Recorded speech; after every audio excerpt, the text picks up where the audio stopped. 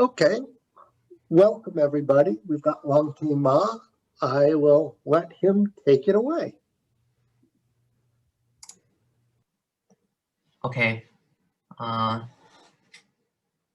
okay. Thanks for the invitation. It's nice to see everyone here. So today, I think the content of the talk have been some of you have seen it. So maybe it's not going to be like very interested in to these of you. So let me start with the title. So it's called equivariant torus signature. So okay. So basically, so the equivariant torus signature is defined by Mariano Echeverria, who is also here about 2 years ago, and which is using gauge theory. And later, my advisor, Danny Ruberman, he gave a topological interpretation of this invariant. So my work is to relate those two things.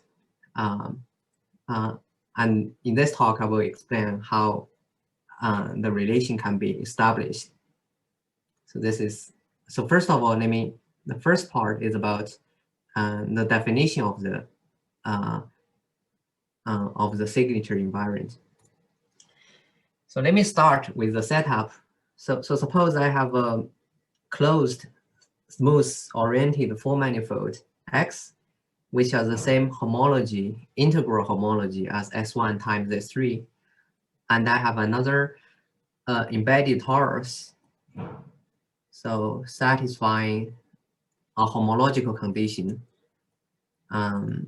So the first homology induced by the inclusion map is a surjection. So this is surjection. So I call such a embedding. So I call it an essential embedding of the torus.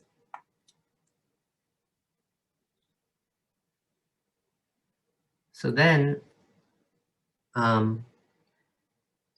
the idea of constructing a torus signature is to extract an invariant from this embedding, meaning it should be invariant under isotopy of this embedding from the embedding. So just like the three-dimensional case, the natural thing to consider is the complement of this embedding. So and nowadays people tend to consider representations and apply gauge theory on it. So it's the same. We can consider the representation variety of the complement of this embedded torus. And one should expect if one can understand the representation variety of the complement, then one could get some information about the embedding itself.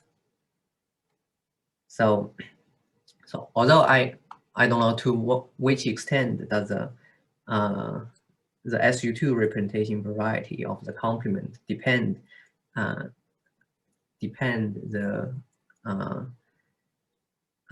embedding.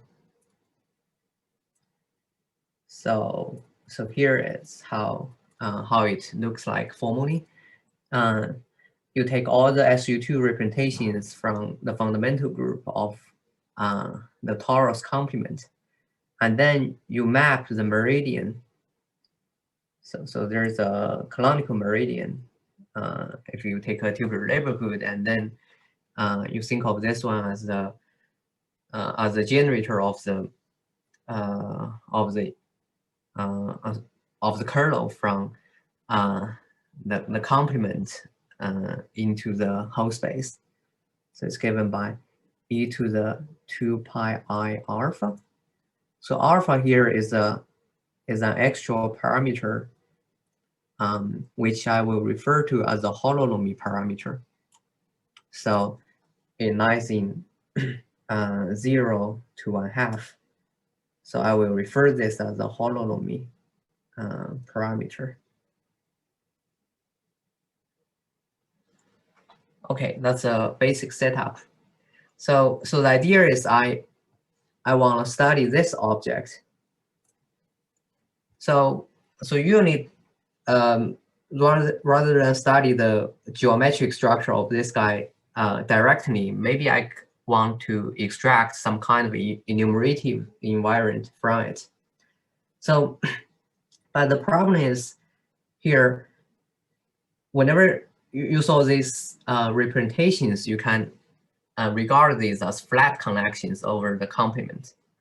But the problem is in dimension 4, the equation for the flat connection is not elliptic.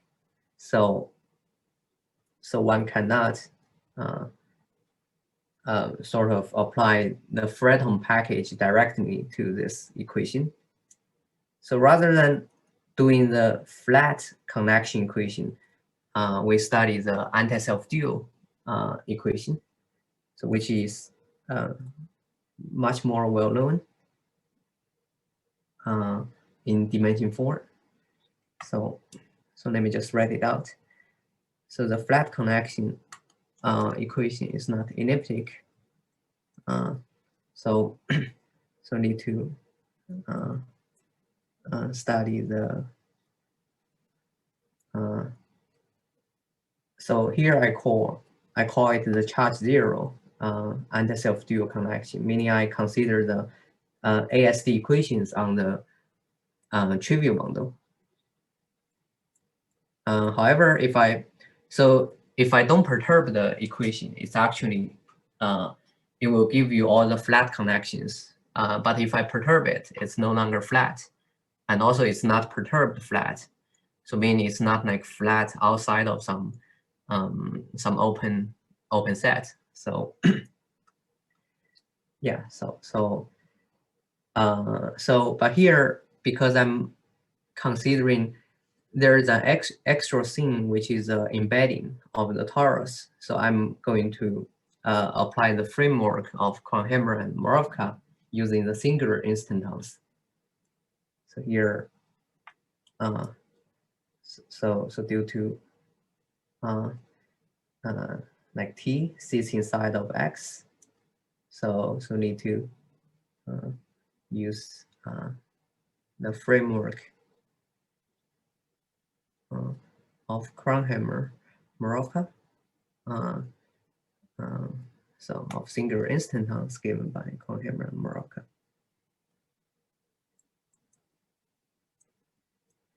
Okay, so first let me briefly recall what it is in this setup. So we first fix the trivial rank 2 complex bundle over the 4 manifold X. So this is the trivial C2 bundle. Also, because of the appearance of the embedding, we regard it as a singularity of those of this bundle or of the connections we are going to consider. So we also fix a trivialization near this torus with a fixed trivialization.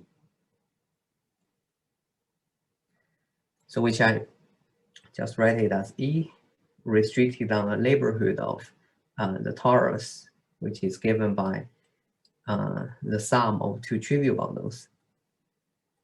So this is really the easiest possible case one can consider, which is the trivial bundle with the trivial with the fixed trivial trivialization.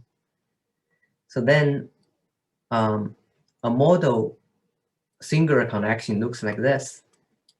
We just take A0 to be the product connection over the trivial bundle. And then we add a singular thing to this product connection. So this is on E. And then a model. So here, let me put out the emphasize the holonomy parameter. So it's the alpha singular connection is given by, which I wrote as A alpha 0. So this is, I just locally add an angular form, so near this torus. And then I use a cutoff function, so to get rid of the effect on the rest of the full manifold. So here, so beta R is just from a tubular neighborhood of the torus to positive numbers. So this is the cutoff function. So which is identically 1 near the torus. And then I also have a eta. So this is a, so locally if I identify this guy with D2 times T2, and I put the polar coordinates on the disk, which is the normal part of the torus, is given by the radius and the angle. So then eta is the angular form on the complement of the normal of the neighborhood on the complement of the 0 section of the neighborhood. So then what we know is asymptotically. So the holonomy of the modal connection. So after some gauge transformation, so this will becomes the desired one, which is e to the negative 2 pi I alpha into the pi I alpha rising SU2. Okay, so now if I add some ordinary connection to this singular connection, the asymptotic holonomy preserves. So this is a configuration space one is going to consider. So we just consider the configuration space.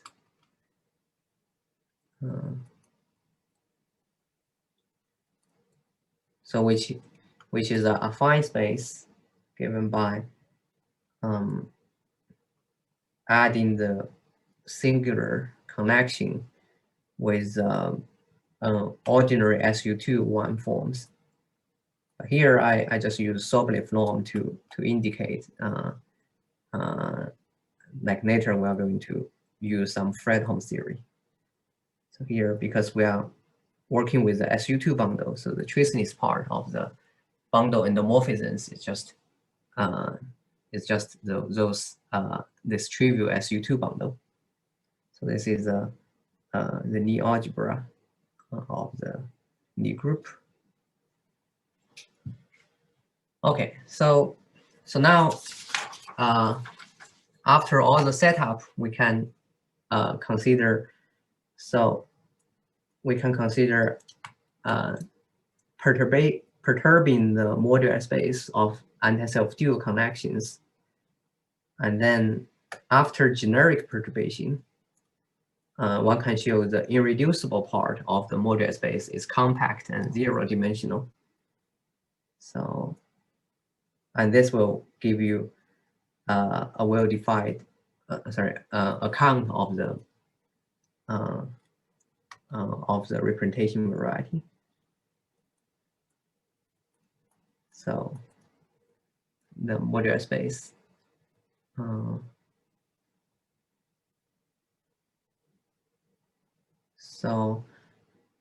Which I wrote it as this.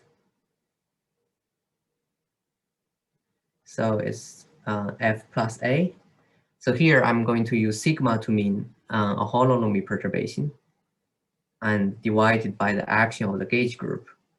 So the gauge group is also in the sense of the singular gauge group basically means it's a maps from the full manifold to SU2, where the restriction to the torus is going to be inside of the maximal torus, which is a U1 subgroup of SU2. So this moduli space is compact and zero dimensional.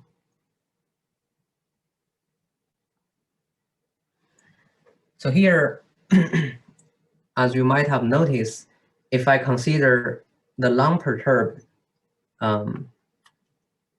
singular reducible locus of the moduli space, so maybe so this is here sigma means perturbed. So this one, so it's always a unit circle. So, sorry, it's a circle. It's a copy of U1.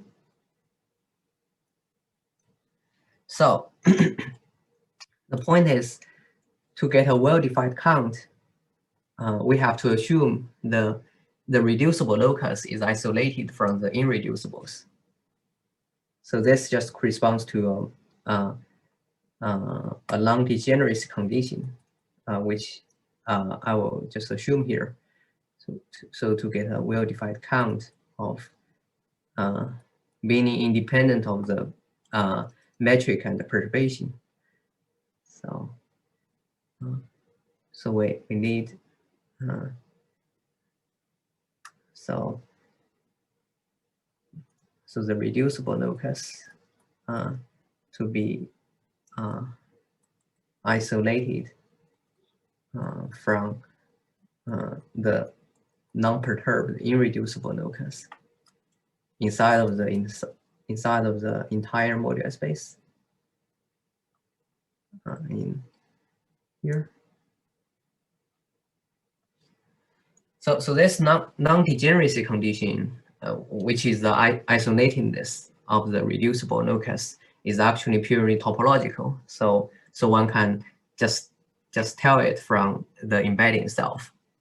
So if I assume this, then Mariano, he defined this invariant, I think 2 years ago. So the difference of the count, so which is sigma of alpha xt. So as the difference of the count whenever alpha is a non-degenerate parameter, and also he proved, he explained why for a generic one the parameter is non-degenerate, and minus twice the count of the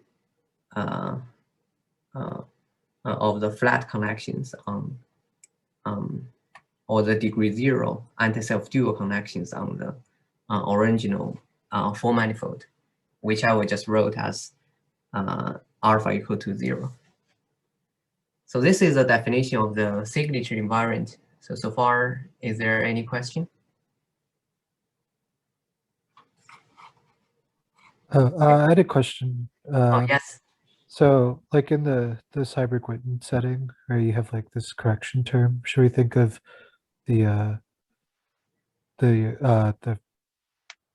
second term there as like a correction term to like balance out the changes in the irreducible part, or is there another interpretation? So what do you mean? You mean you want to get rid of the dependence on alpha? No. Like, should we think of like subtracting, that second term off as like a correction term to like make it? Oh no, this is not. Okay. So yeah. So as I mentioned, so as long as this is a topological condition are satisfied, so then the count is well defined. So it doesn't depend on the. So this one does not depend on the metric and the perturbation. I see. So in this setting, there's enough room where you don't have like irreducibles like falling Yeah. into the reducible locus. Okay. Yeah, because the picture is, if this is my reducible locus, and then before the perturbation, perhaps the perturbation just makes the irreducible part regular, because it might looks very singular like this, and then I perturb it, so you make the equation transfers. So then after perturbation, you just get something like this. But after all, it's always isolated from the reducible, so you don't hit it. So that's okay. So okay. Yeah, so Thanks. sure. So you're just subtracting that term as some kind of normalization then? Oh yeah. I think that's yeah. I think that's the reason. Just to match up with the when it's a product, just match up with the three-dimensional case. Okay, so now the idea is how do we think of this guy? We have the setup of the singular instantons, and then it seems very mysterious. So here's how do we do it? So we just need to think of alpha as an actual parameter, and then we think of how we obtain this one is we move alpha from 0 to something, and then as we move this parameter, what will happen? And essentially there should be some jump of points, and then whenever we can capture the behavior of those jumps, we probably have some other interpretation of this one. So here is the idea. We think of alpha as an extra parameter. So then if we like move maybe alpha from 0 to like alpha 0, so this is something fixed. So then like the count of these things should encounter some jumps, and then all we need to do is to understand how these jumps can possibly occur. So then we can identify it with some other invariant. So then we analyze so how such jumps can occur. So here's the picture. So maybe let me put the x-axis as alpha. So here I start with 0, and then I just move all the way to alpha 0. So here is the alpha, maybe in the middle. So which there's a so here this is the moduli space of the singular instantons. Okay, so maybe the cylinder is going to be the reducible. So after some normalization, now I can just put it like this. Because for each alpha, the unperturbed one is always a circle. Maybe to illustrate the idea, let me just assume even before the perturbation, the irreducible part are just 0-dimensional. So it's regular enough. So then maybe start with here, I have 3 irreducibles. And then as time goes by, as this alpha goes by, maybe some of these will eventually arrive the other side. So this is good. So this doesn't affect the count. But maybe some of these will just goes to the circle, maybe at some point, maybe here. And then maybe at some point, there will be some new thing start from the torus, the cylinder, and goes to the irreducible. So the idea is here, the difference of the count from here to the beginning should be the death and birth of the points on the reducible locus. So then we just need to know when will this happen, and then we analyze the local picture of it. So that will give me some information. Okay, so here's how it works. Let me just switch a little bit to the topological interpretation, and then I will explain how this picture will relate to the topological picture. So the idea is this. So because of this picture, we focus on the reducible locus.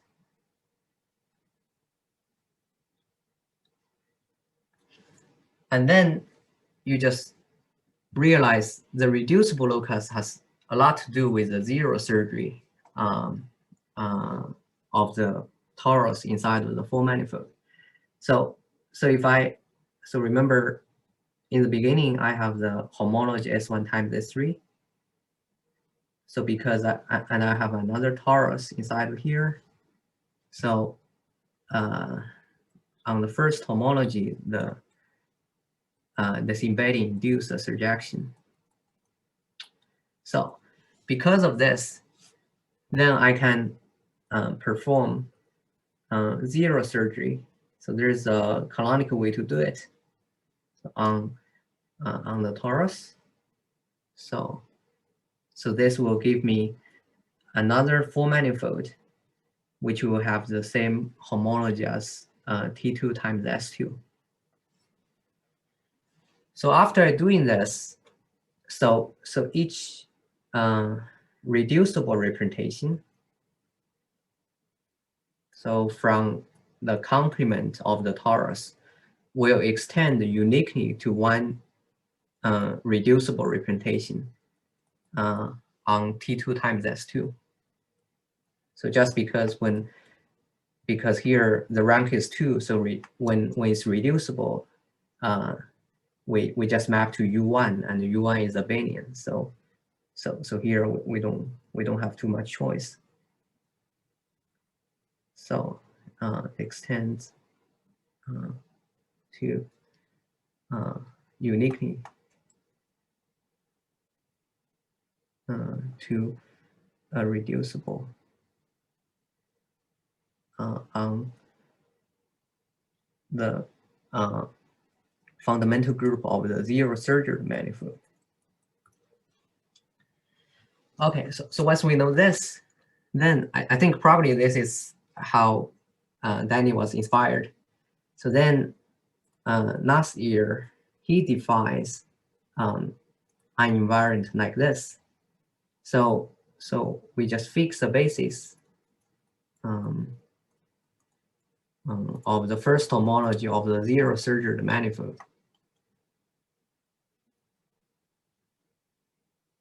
And then maybe I denote it by mu and gamma. So here, mu is just the meridian of the gluing D2 and T2, so which is also the meridian of the original embedded torus, so of the gluing copy of D2 and T2. So here, so gamma, well, it's just, so comes from a fixed generator, which is a primitive class of the original full manifold. So here, when we when we count instantons, we have to fix the homology orientation. And this gamma will also be used to fix the homology orientation. So yeah, so then after we have this, so to each holonomy parameter, we can consider a U1 representation. So assign a U1 representation. So which I would denote it by psi. So from the fundamental group of the zero surgered manifold to U1. So I just map the meridian to e to the negative 4 pi I alpha. So here I put a 4 here rather than 2. Maybe later I will explain why there's a 4. It's because basically because the reduction of the Lie group and how it relates to the change of the holonomy. So I map the other generator to the identity. So here is the representation of the fundamental group of the zero surgery manifold. But this is not enough. So I'm going to take I embedded the 3 manifold inside of it. So which I denoted by M gamma. So this one is the Poincare dual of gamma. So here, because gamma is a curve, so basically I mean this is the oriented 3 manifold which intersects gamma geometrically once and positively and geometrically once. So then I get if I restrict this representation to the 3 manifold inside of the zero surgery manifold, I get a U1 representation of this guy. So whenever we have this, we can, so the work of Atiyah Patodi-Singer tells us we can consider the row invariant of it. so then define the topological version of the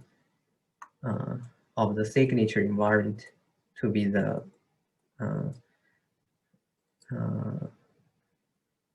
invariant to be the row invariant of the signature operator.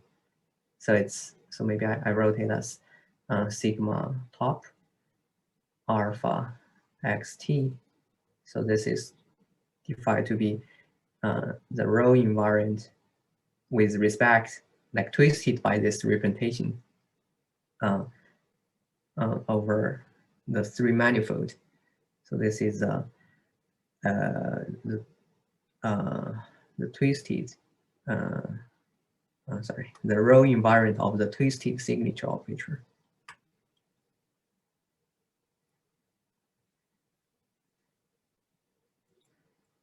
The twisted signature operator.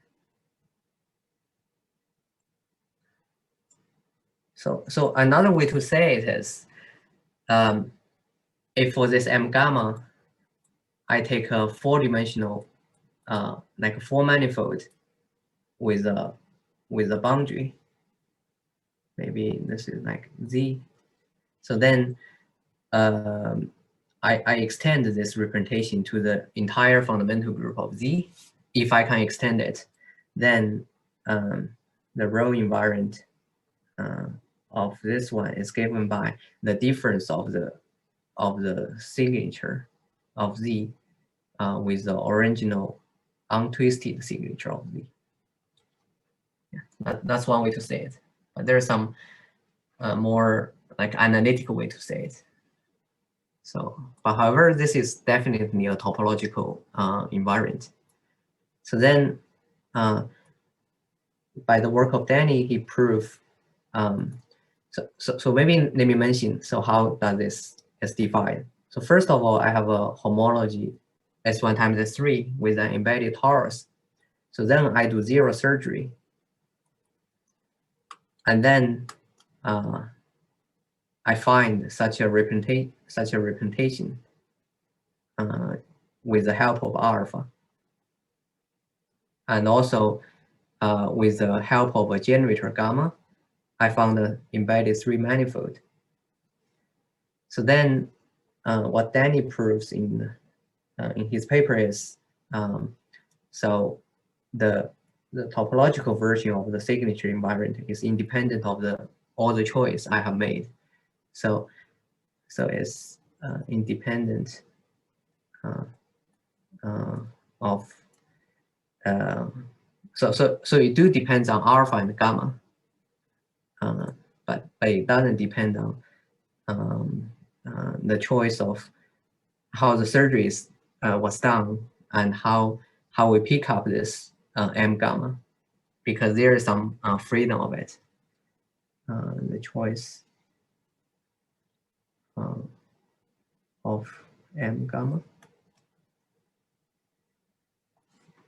Yeah, so here gamma is only a homology class of the first, is a primitive class of the first homology. So the ambiguity is up to psi. So if I change the psi of this gamma, the invariant will also switch the psi. So that's how the invariant depends on the choice of the generator. Okay, so that's a definition of the second invariant. So is there any question on this part?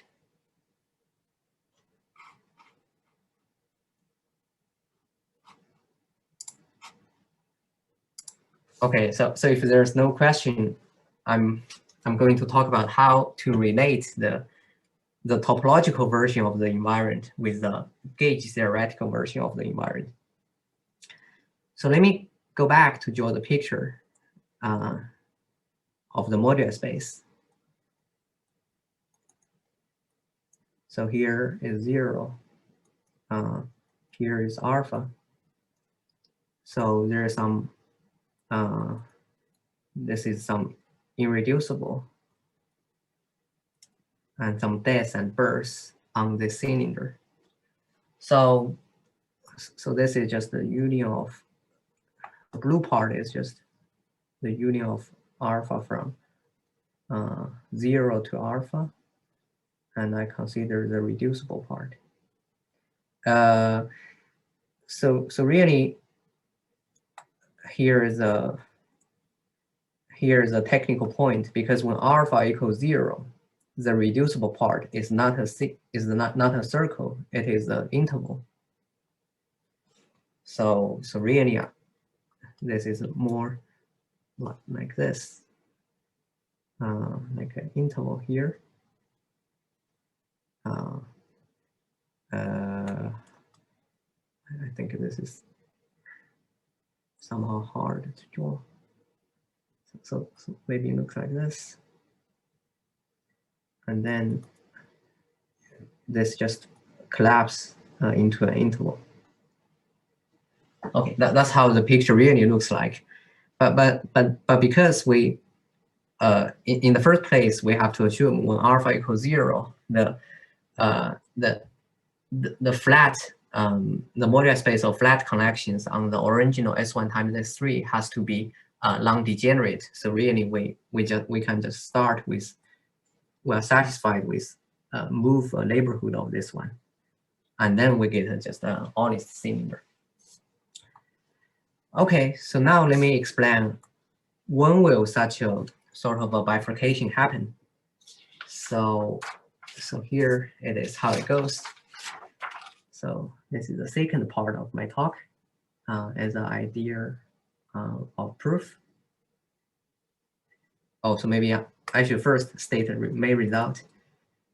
So the theorem is, maybe let me, so I believe this assumption can be removed, but now let me just add it for rigorous. So it's if the original 4-manifold admits a rational homology sphere as a cross section. A cross section is the embedded 3-manifold, which is concrete dual to the homology, the generator gamma, which serves as a homology orientation, as a cross section, then those two things are equal to each other.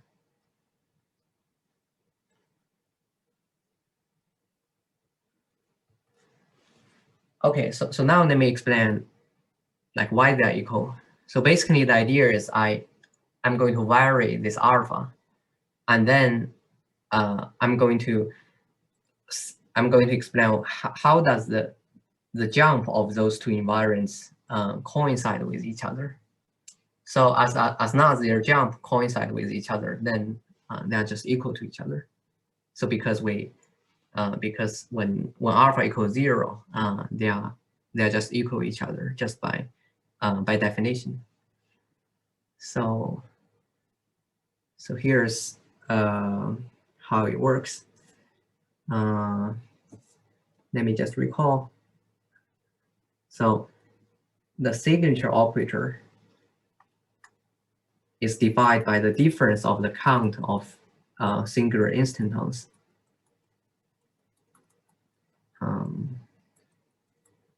Yeah, the reason why I put a 2 here is also just because when we consider how things cross the reducible, so when alpha is non-zero, we have a circle, but then when it's 0, it collapses into an interval. So then we know we can analyze a jump. So happens if and only if there's a sequence of alpha. So as you can see from here, maybe this is alpha, and then we have a sequence of alpha t. So there's a sequence alpha t which converges to some alpha, and then there's some connection which is in the irreducible representation variety. It's just this part, so converges to the reducible one. So that's how it appears, looks like. So converges to maybe A lies in the reducible of alpha. So let me just temporarily ignore the perturbation. So then this reducible singular connection just extends uniquely to a flat one on the zero surgery manifold, because this is because the holonomic group is U1, so it's abelian, and it has a unique extension. So on the zero surgery manifold. So with respect to the decomposition of the new algebra, which I decompose SU2 as the imaginary real line with the complex plane. So I'm going to write a dagger as the induced connection on the C component, the complex component. So because of this reduction, if originally the holonomy of the connection around this meridian is given by e to the negative 2 pi I alpha, it will gives me twice when it goes to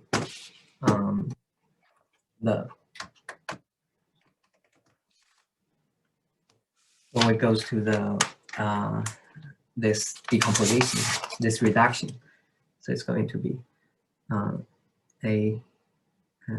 dagger is going to be e to the negative 4 pi I alpha lies in U1. Yeah, so that's the reason why in the definition of the rho invariant, I'm considering representations. So twice the holonomy of the original one. Okay, and now so this condition, this jump will happen if and only if I have such a sequence with such a convergence. And if I analyze the local picture of the moduli space, so this is saying if and only if I consider the anti-self dual operator on the zero surgery manifold is invertible, is non-invertible. So if it's non-invertible, I just apply the implicit function theorem. Then I will know there has to be like some solution nearby, some irreducible solution nearby, and that's the sequence we have, which approaches this reducible thing. So yeah, that's why the anti-self dual operator comes into the picture. So this one is not invertible. So this is the first step. A jump happens if I have a sequence approaching a sequence of irreducible approaches a reducible.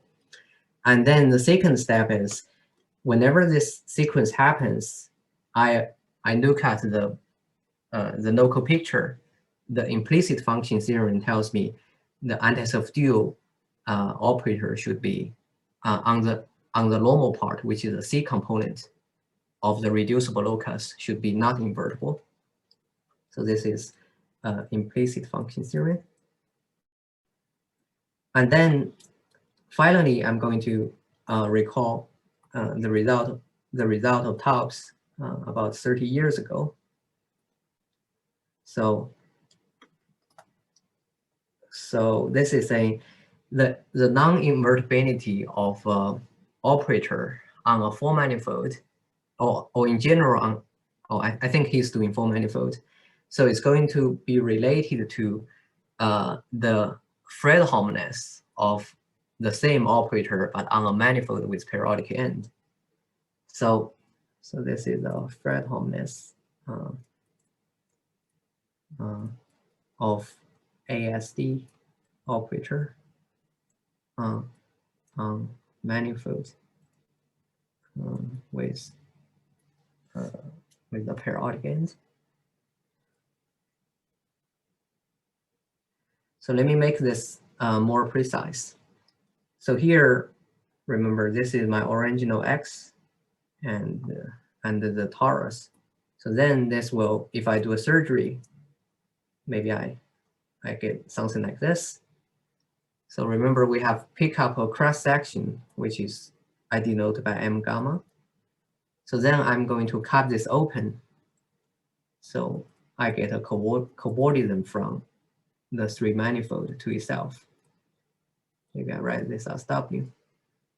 So then I can do this. So here is my original connection, which is singular, and then but singular and reducible, and then I extend it uniquely on the zero surgery one, and then I do the reduction of the knee group.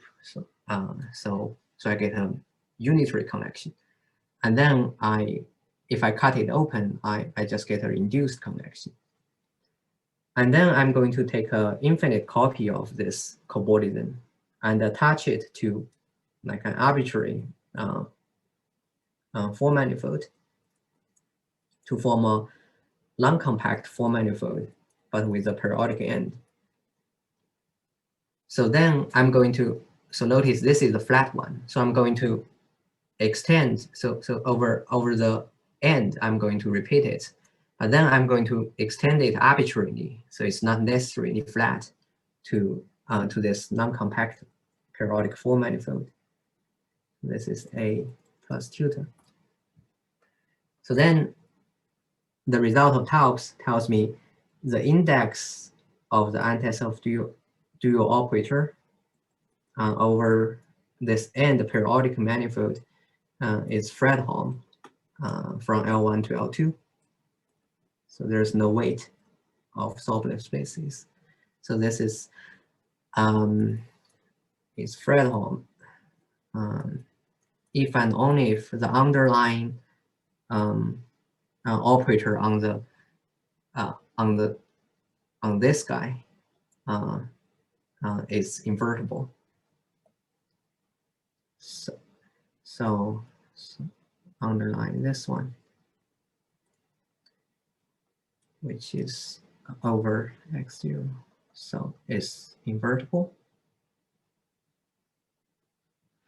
So which means whenever a long invertibility happens, there will be a long Fredholmness, and a non-Fredholmness happens, there will be a jump of the index.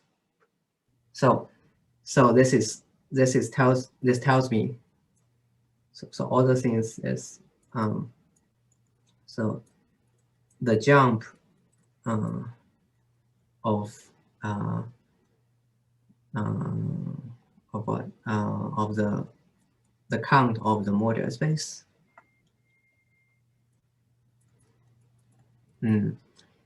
is equals. So this is what I have proved. So equals the jump of the index of, so maybe I just wrote it as index of Q of of this anti-self dual operator over the long compact manifold. And yeah, so maybe I just put it as a result. Okay. So it's Langte? Oh yes. So why? Maybe I'm missing the point. Why is the equal sign in quotes? Oh no, it's not in quote. It's actually equal. Yeah, but okay, fine, all right. I mean, it seemed like you were just saying they were equal. So I don't know whether there was like some caveat or something. So maybe I have another question. Oh yes. Taub's result, you are saying it's if and only if. I think it's only one direction. Oh yes. Wait, but in this case, because of the topology of x0t, I think it's if and only if. No. This is stronger. Wait, which way is stronger?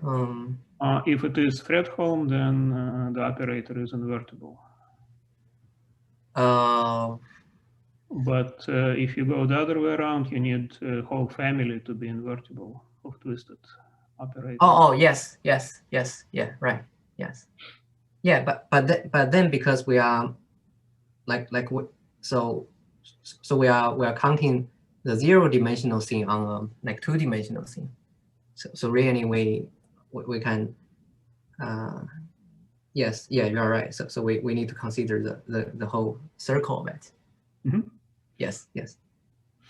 Okay, yeah, thanks. But this is a small problem. So then the reason why maybe I put a quote is because I didn't wrote the perturbation notation like inside of it.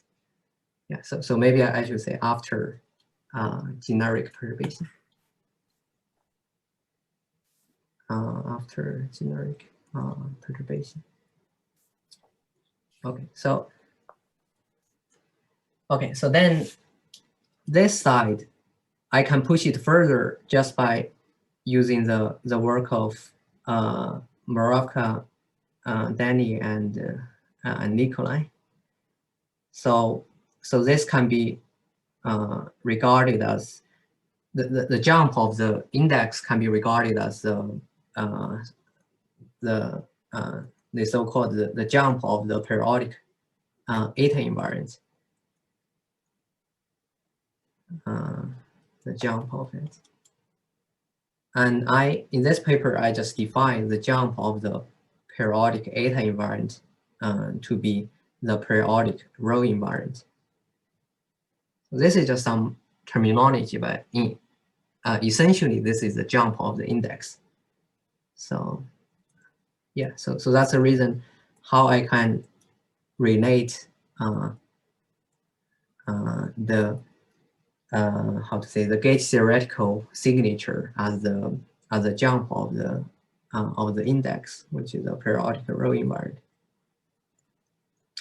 So on the other side, if I start with the original row invariant, so this is essentially, I'm going to count the index, the jump of the index.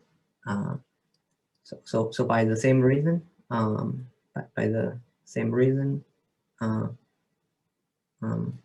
so we know the topological version of the but the story above is about periodic scenes. But then if I take the periodic scene to be the circle, to be the product scene, which is the circle times the 3 manifold. So this is the jump of the index of those connections. Still, I have the A dagger here, but now I'm going to attach a cylindrical end. So this is m gamma times 0 to infinity. So yeah, so maybe I wrote it as A plus alpha and Z plus. I just remove tilde here. Yeah, so then all we left to compare is going to be the index of those two things. So one is the anti-self-dual operator on the manifold with the periodic end. The other is the one with the cylindrical end. So far, I'm encountering some technical problems. So to make that analysis work, I need to assume. So for now, to compare the index of the anti-self-dual operator over the manifold with cylindrical end with the periodic end one. So I need to assume the original homology S1 times S3 admits a rational homology sphere as a cross section, because essentially, if I do an excision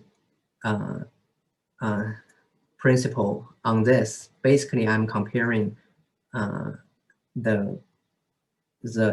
basically I'm calculating the index over this manifold. So on one hand, it's going to be the cylindrical end, and on the other hand, it's going to be the periodic end. So yeah. So let me finally make this remark. Essentially, need to compute the index of the ASD operator over this manifold. Maybe I call it like Z plus infinity. And because this is because the ASD operator actually has some topological interpretation. So I think maybe in general this index can be computed in just a purely topological algebraic way instead of analytically. But so far I don't know how to do it. So yeah, so I think that's for the idea of the proof.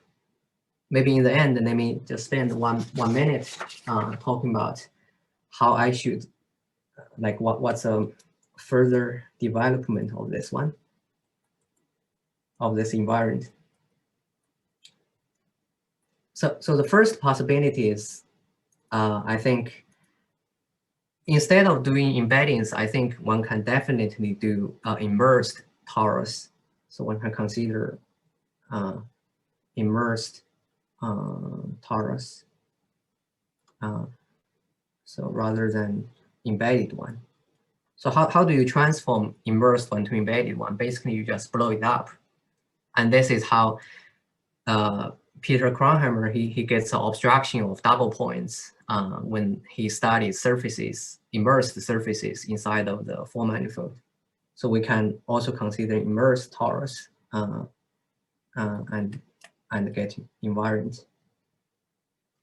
So maybe there's some relation with the like an upper bound of the possibly double points of the immersion.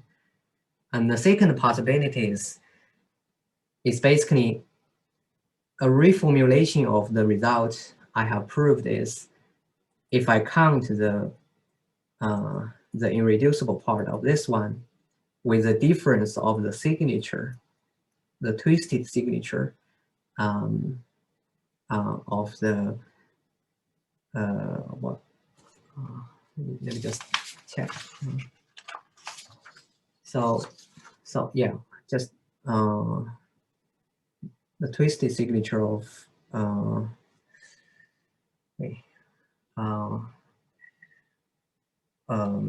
of Z. So it's this. So this is independent of the choice of alpha.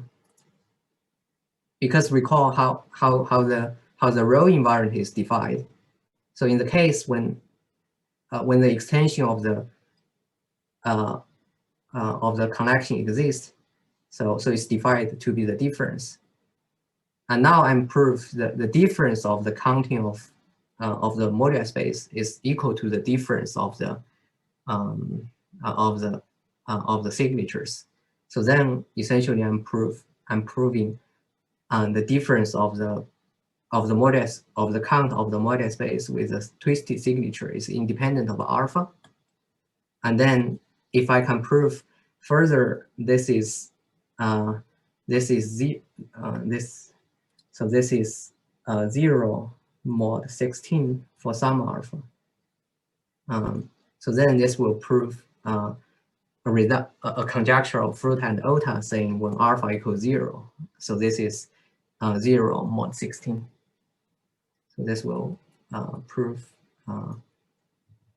So this will imply the conjecture of Fruta and Ota. Okay, I'm sorry, I'm running out of time, so I think that's all I want to talk about. Okay, well, let's thank Langte. Are there questions?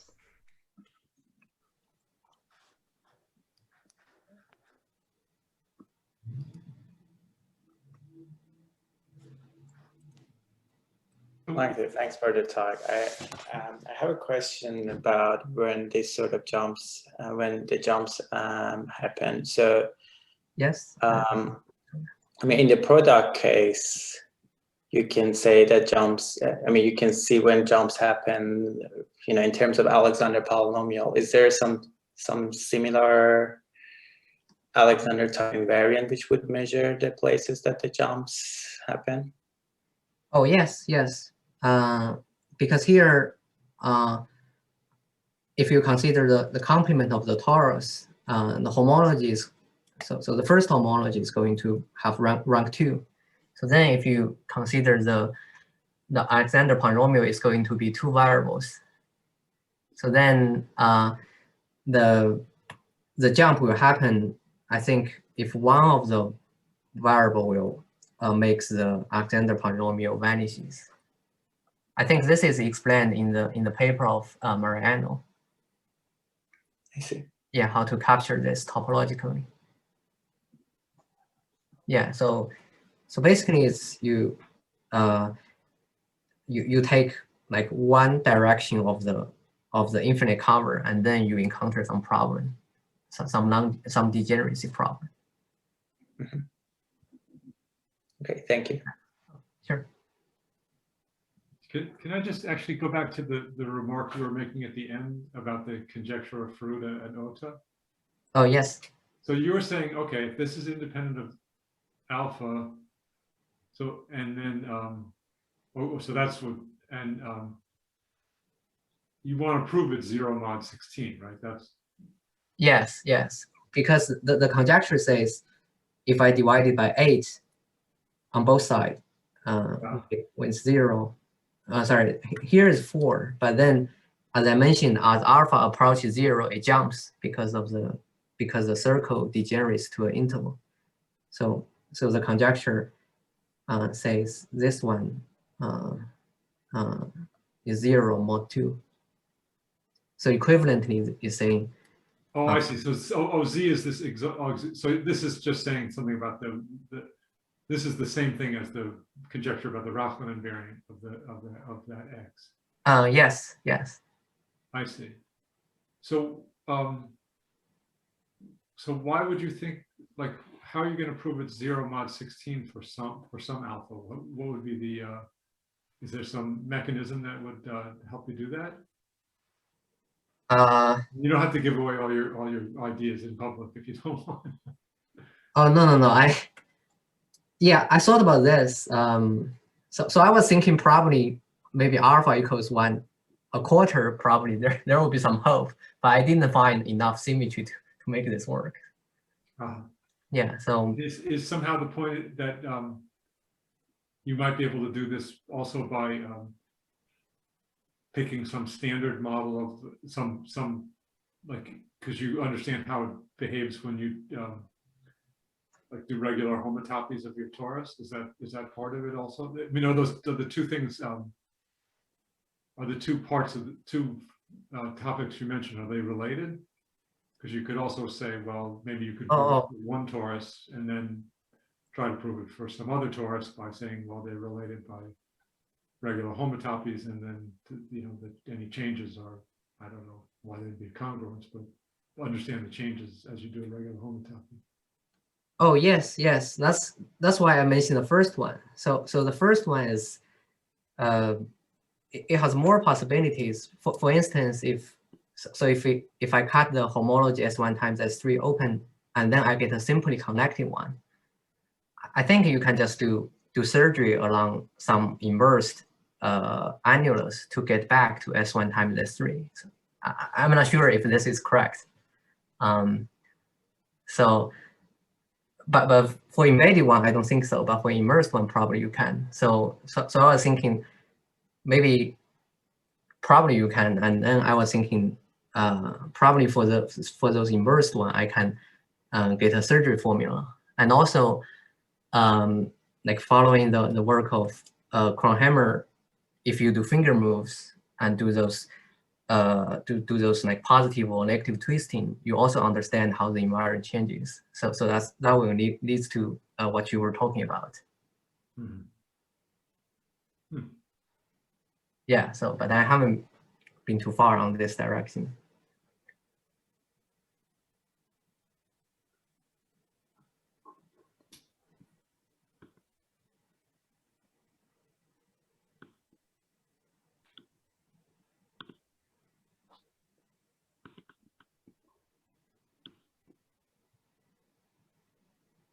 Langte, I guess this question is open to Mariano as well, but do you expect to be able to prove some type of splitting theorem, like in the lambda SW case, like in terms of like Forshaw invariant and like Lefschetz number? Oh, I think this is already proved in Oh, it is. Okay. It is, yeah. There are like Forshaw invariants you can define for like similar. Yeah. Like if the cross section is like an interior cohomology sphere, then like you can define like a singular version. Oh, Chris Caluto and Dan Ali have one when alpha equals 1/4. But I mean, for alpha not 1/4, more or less everything works well if you use like Novikov rings, because they're like issues defining the differential. But yeah, like there's some sort of splitting formula. Yeah. Oh, that's awesome. That's how I started. Like the idea. In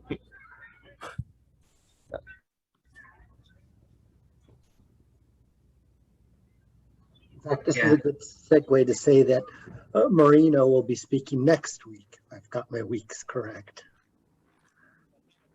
Yeah, I think, yeah, he will be talking next week, but with probably some other topics.